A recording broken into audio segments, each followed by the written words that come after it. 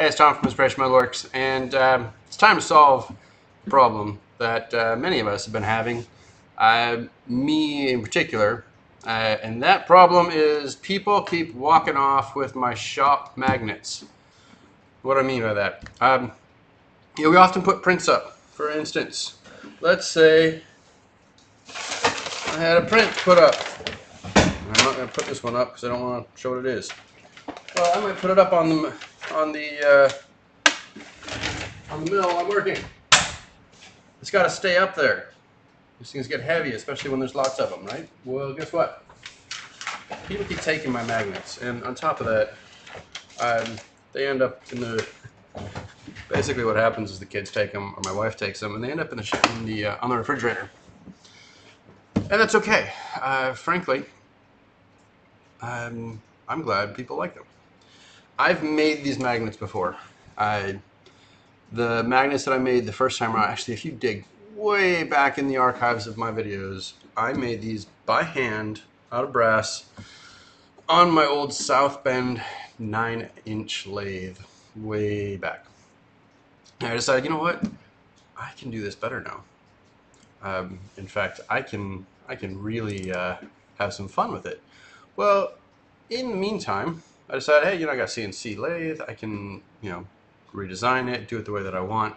So I decided to mock it up real quick, and I went through this exercise of going through and designing the whole thing with the folks on my Patreon page. So we started this right after I came back from my MTS.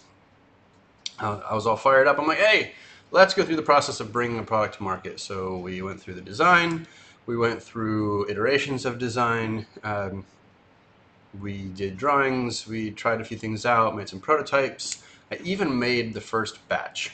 And in doing so, I was working out code, I was working out, I got a bar puller. I've had this bar puller for the slant bed for quite a while now. And the bar puller itself, it's okay. I want to get one of the new ones they sell. Frankly, I need a better bar puller. This one just isn't working right. Even in the video, if you look, I've got rubber bands around it to try and help do it. The arms were made of aluminum, and so after a little while they flex, and it's just not gonna work, right?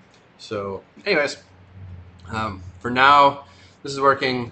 I'll probably make some new ones out of spring steel, but the idea behind all of this was to actually have a small product that I could sell, right? I know most of you probably know that I sell signs and things like that. I make a lot of military signs, so this being Veterans Day would have been a great time to to be pushing signs. But honestly, I wanted something small, something that I could mail out easily and send out to people.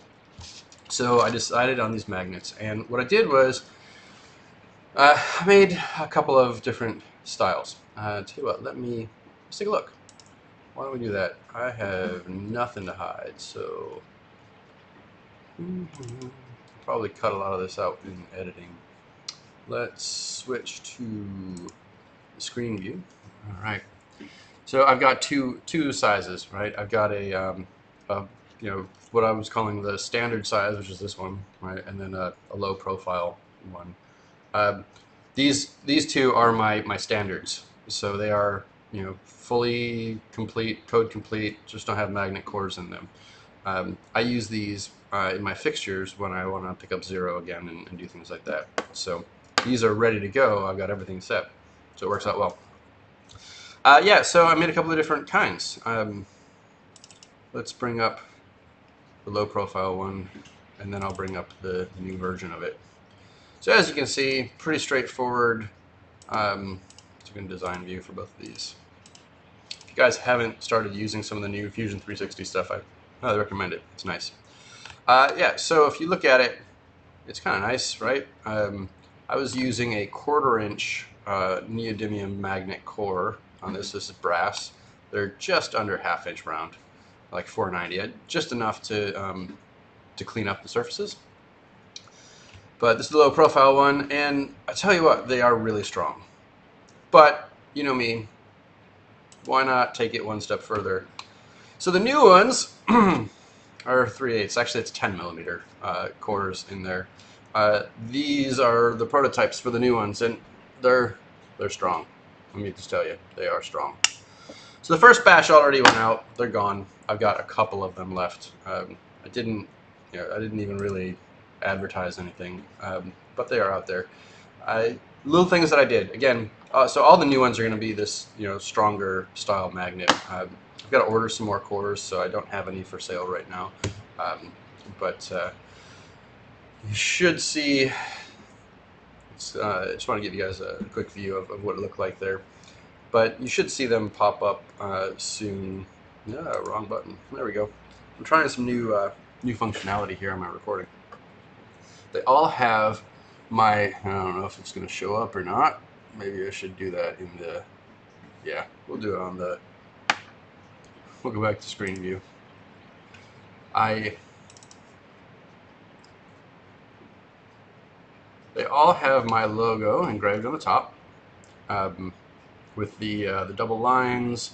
I did not put the lettering in there. It was just too small. It wasn't going to work. It's in here for the drawing in case I change my mind. At some point I might try it, but frankly, based on what I'm seeing on these prototypes, it's not going to come out. It's just too darn small. And that's okay. Don't really mind. I think it looks good the way that it is. Doesn't need to be too crazy. So what's nice is for a lot of these things, what's kind of cool is I used like patterns and things like that. So if we switch back to the manufacturer view here,